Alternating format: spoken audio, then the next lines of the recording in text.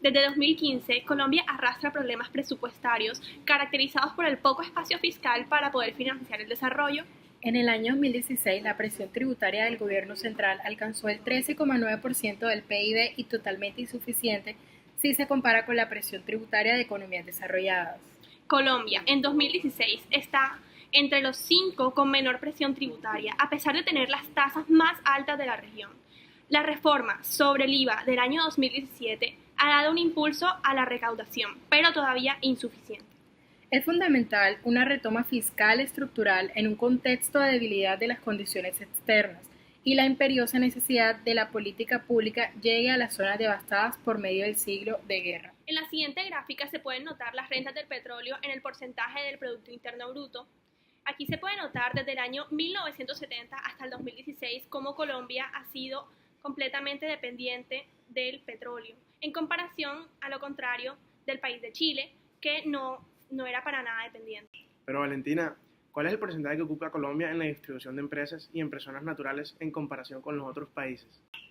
Colombia experimentó un aumento en los ingresos que recibía por parte de venta del petróleo, alcanzando una cifra de ingresos petroleros del gobierno como porcentaje del PIB del 1,8% en 2011 y 3,3% en 2013, evidenciando la dependencia de los mismos hasta que en el 2014 los precios del petróleo comenzaron a disminuir, creando un vacío fiscal en las cuentas del Estado.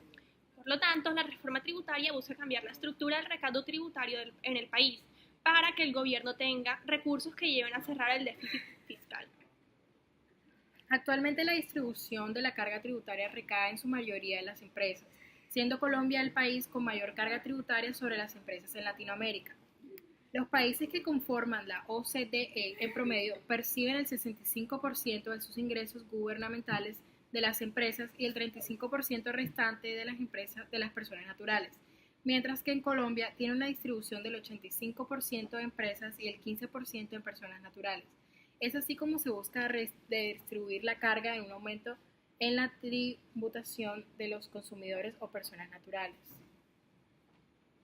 Bueno, a mí me parece que la reforma tributaria actual tiene muchos puntos, tanto positivos como negativos, tiene más negativos que positivos. Uno negativo para empezar es subir la sanción contra la evasión de impuestos, es una solución simbólica.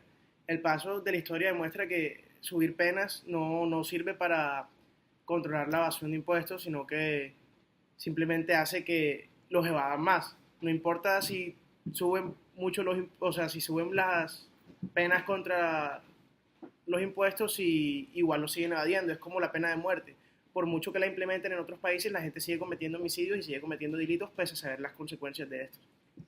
Retirar el impuesto a la riqueza solo hace que la brecha de desigualdad del país se amplíe, por tanto, que la mayor contribución de los impuestos debe ir en cabeza de los que tienen más dinero. No al revés. Es falso eso de que si retiras los impuestos a las grandes empresas, contratarán más. Ese modelo económico ya falló en otros países y en Colombia es bajo el recaudo por concepto de impuestos indirectos. ¿Por qué crees que subir la sanción contra la evasión de impuestos es negativo? Como ya lo había dicho, yo creo que por mucho que suban las sanciones, la gente va a seguir evadiendo los impuestos, porque ya desde un principio se ven las consecuencias. ¿Qué más?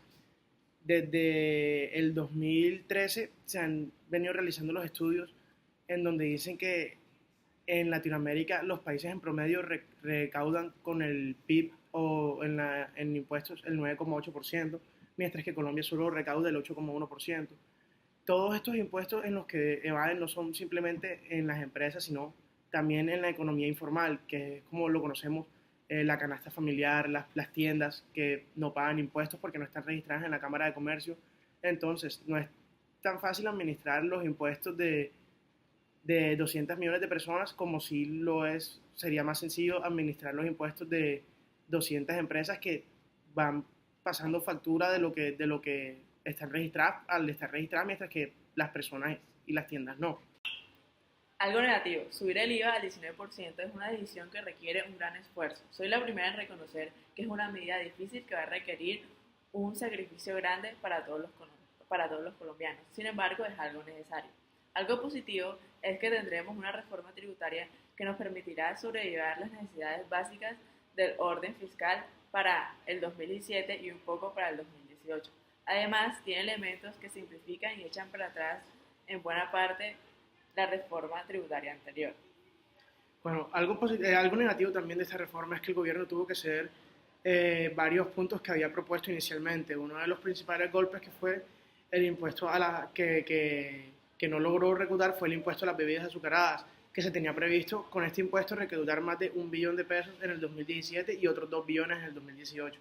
Al no poder ejecutarse este impuesto, se pierde mucho dinero para el Estado colombiano que iba a ser usado en el sector salud.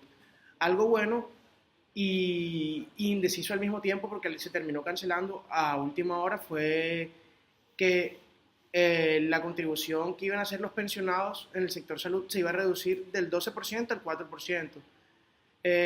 Eso lo explican en la ley de la Comisión Séptima. Para la reforma tributaria era un camino mucho más rápido que mejoraba la vida de los pensionados en Colombia, pero este último se terminó cancelando a último momento.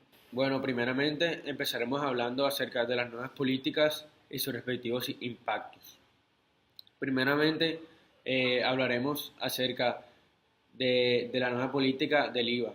Esta política se basa en aumentar el IVA a un 19% a aquellos productos que se encuentren en un 15%, 16,5% o un 17%. El impacto que este causa es que según el análisis de los economistas del Grupo Bancolombia, estima que los ajustes en el IVA generarán un aumento de 0,93% anual en el índice de los precios del consumidor. A continuación hablaremos acerca de la nueva política de reforma sobre ampliar el mercado de PIB. Esta basa en buscar generar un mayor dinamismo de PIB haciendo uso de otros productos con gran potencial que no están siendo aprovechados ampliamente. Productos como el aguacate, la yuca y la papa. El impacto que esto podría tener en la economía colombiana es que nos haría menos dependiente de la economía del petróleo y así podríamos tener una mejor economía no dependiendo totalmente del petróleo. Ahora la última política es eliminar los tratamientos preferenciales y ajustar las zonas francas para empresas que no exportan. Actualmente no sería razonable subir aún más los impuestos a las empresas, ya que estos son generadores de empleo.